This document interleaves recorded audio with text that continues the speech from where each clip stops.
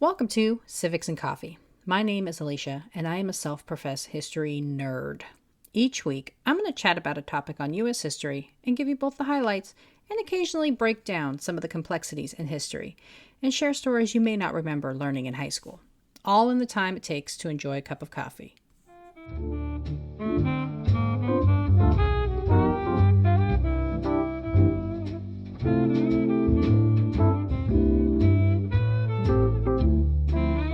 Hey peeps, welcome back.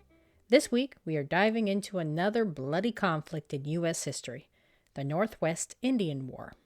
Now you know from prior episodes that I do not consider myself a war historian, but I wanted to cover this conflict since it is important to the relationship between the native people of this country and the encroaching government known as the United States. So, what was the Northwest Indian War? When did it take place? And why is it significant? Grab your cup of coffee, peeps. Let's do this. The Northwest Indian War, also known as the Ohio War or Little Turtles War, was a prolonged conflict between the United States and the Northwestern Confederacy of Tribes over the control of the Northwest Territory. This conflict, which spanned from 1785 to 1795, is considered the first of the U.S. Indian Wars, though the natives had been battling to maintain their land and resources for centuries before the United States was even a thing. The area in question included all the land west of Pennsylvania, northwest of the Ohio River, and east of the Mississippi River below the Great Lakes, and was inhabited by various tribes such as Cherokee, Shawnee, and Ottawa. The Confederacy of Tribal Nations, known now as the Northwestern Confederacy, was a loose partnership amongst the myriad of tribes of the region established in the aftermath of the American Revolution. Their goal was fairly simple: band together and prevent the attempts at encroachment by American settlers. The need to band together to negotiate and fight on a united front first came up for consideration in the aftermath of Lord Dunmore's War and the Yellow Creek Massacre in 1774.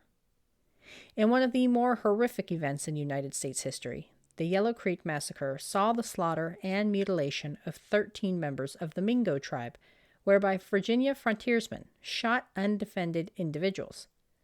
Apparently unsatisfied with shooting them and mutilating their bodies post-mortem, the frontiersmen went even further with one woman, Cooney. Now, before I share the details of Cooney's story, I do want to give a warning here. This is a darker moment in our history and is pretty unsuitable for younger audiences.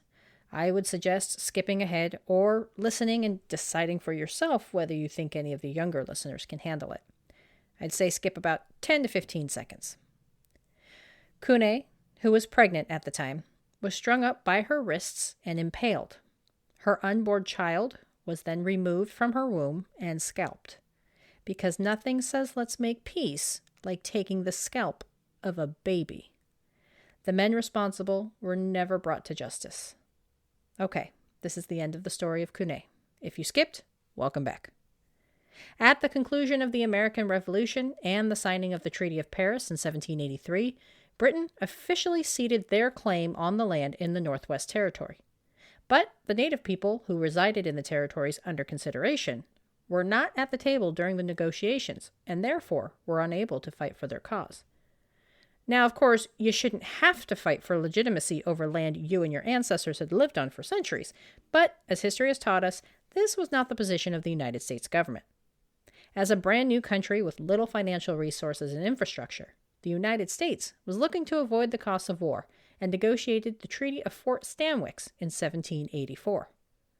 The treaty called for the Iroquois to cede vast amounts of land in the western part of the territory. And while they got a representative to sign the treaty, the Six Nations Council at Buffalo Creek refused to ratify it, stating the delegate had no authority to cede any land on their behalf. This would be a theme that would continue. Individuals signing documents with the United States only to be rejected by the larger councils. The following year, the United States negotiated the Treaty of Fort McIntosh and another effort to get the Confederacy to release lands in the Ohio Territory. This precipitated the tribes to come together in a united front, finally formalizing their alliance in 1785 at Fort Detroit. By joining together, the Confederacy agreed that no tribes would negotiate individually with the United States, and declared the Ohio River as the natural boundary between Native and American lands. But of course, people just don't listen. Why is that? I guess they hadn't heard of united we stand and divided we fall. It just never ends well. And it doesn't end well here either. A group of Shawnee, Delaware, and Wyandot members went rogue and negotiated with the United States to allow settlements in a tract of land north of the Ohio River in January 1786. This was formalized in the Treaty of Fort Finney. And how do you think it went with the Confederacy? Spoiler alert, not well. In fact, it went over like a lead brick and was heartily rejected by 35 nations during the council meeting in September of 1786. The following year, Congress passed the Northwest Ordinance of 1787, which, among other things, prohibited the taking of tribal lands without their consent. With this new acknowledgement of their rights to their land, the United States set about achieving calm in the region, authorizing Governor Arthur St. Clair to negotiate peace. But St. Clair kind of sucked as a negotiator, and these negotiations went about as well as the previous attempts to establish relations and calm with the Native Americans.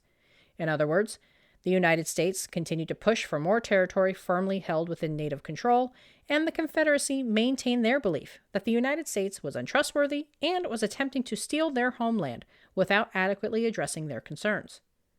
This led to a series of battles, including Logan's Raid, which saw the burning of native towns, and the Harmar Campaign, which sought to capture a major trading post for the Confederacy. The campaign was defeated thanks to native fighters led by Little Turtle and Blue Jacket.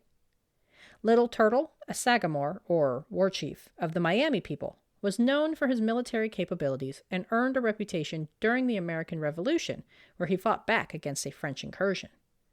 He eventually became an advocate for peace and took on U.S. cultural habits, but would be vehemently opposed to alcohol consumption for his people, even making a speech imploring the United States to prohibit the sale of alcohol to tribal members. As it turned out, he was successful, and Congress passed the Indian Non-Intercourse Act, which, among other things, restricted the sale of alcohol to Native Americans and remained in place until 1953. The other famed battle leader, Blue Jacket, was a war chief of the Shawnee people, who fought hard against the encroachment onto tribal lands in Ohio during Lord Dunmore's War. Not much is known about Blue Jacket's early life, and he fell in prominence shortly after the end of the conflict with the United States. But these two warriors, respected for their individual abilities to defend tribal lands, joined together to deal some of the most devastating blows to the primitive United States troops and would lead to the creation of the first organized army in United States history.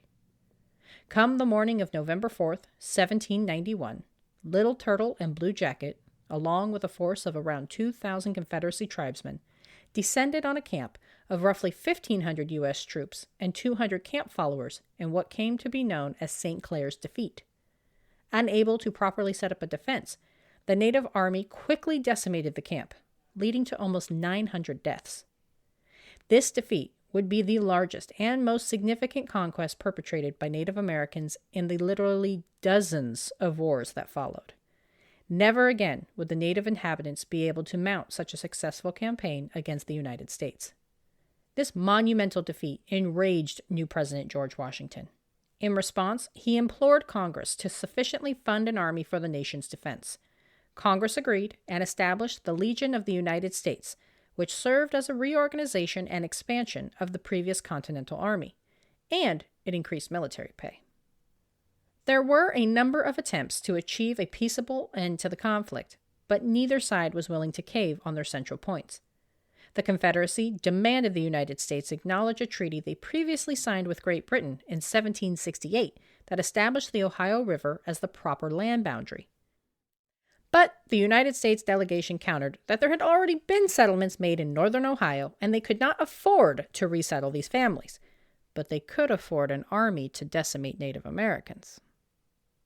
Regardless, negotiations remained at an impasse. Eventually, the Confederacy would be forced into negotiations as a result of the Battle of Fallen Timbers on August 20th, 1794.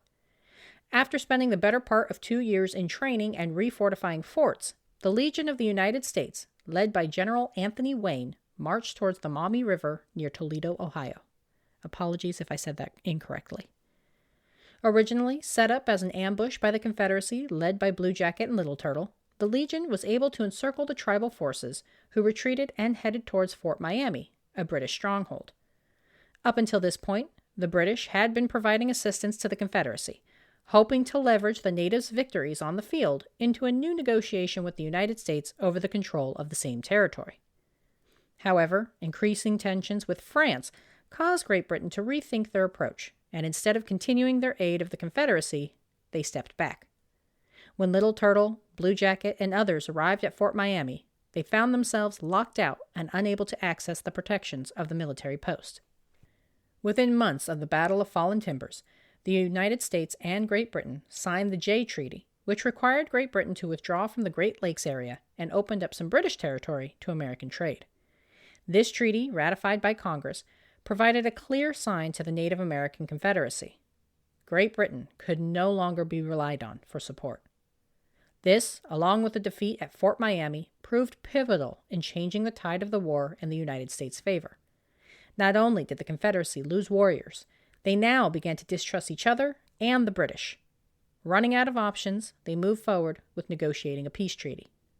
Signed by George Washington on December 22, 1795, the Treaty of Greenville forced the Northwest Native American tribes to relinquish their claim on the southern and eastern territories in Ohio and various lands in the area of Illinois. The treaty also demanded the tribes recognize the United States, and not Great Britain, as the governing authority over the land. They basically lost everything, and then some.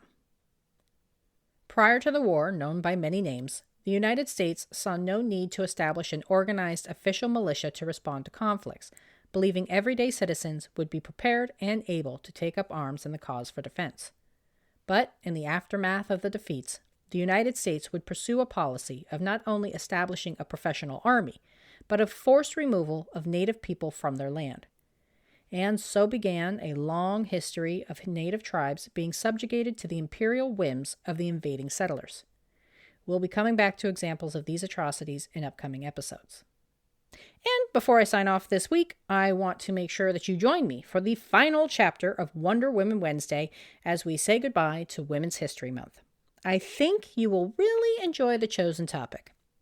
And of course, you know I got to do all the social plugs, right?